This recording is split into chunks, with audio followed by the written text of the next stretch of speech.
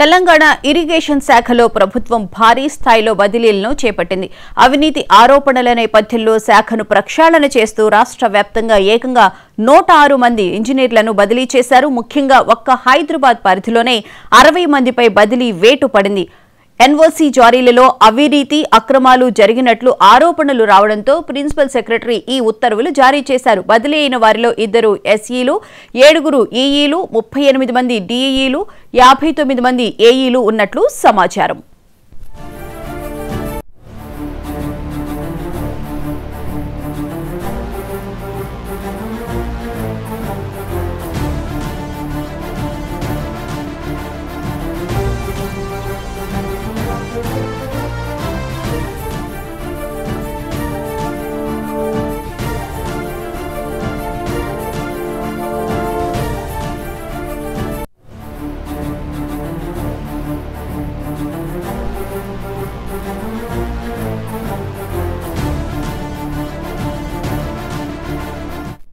Telangana irrigation శాఖలో ప్రభుత్వం భారీ స్థాయిలో బదిలీలను చేపట్టింది. అవినీతి ఆరోపణల నేపథ్యంలో శాఖను ప్రక్షాళన చేస్తూ రాష్ట్ర వ్యాప్తంగా ఏకంగా 106 మంది ఇంజనీర్లను బదిలీ చేశారు. ముఖ్యంగా ఒక్క హైదరాబాద్ పరిధిలోనే 60 మందిపై బదిలీ వేటు పడింది. ఎన్ఓసీ జారీలలో అవినీతి అక్రమాలు జరిగినట్లు ఆరోపణలు రావడంతో ప్రిన్సిపల్ సెక్రటరీ ఈ ఉత్తర్వులు జారీ చేశారు. బదిలీ అయిన వారిలో 2 ఎస్ఈలు, 7 ఈఈలు, 38 మంది డిఈలు, 59 మంది ఏఈలు ఉన్నట్లు సమాచారం.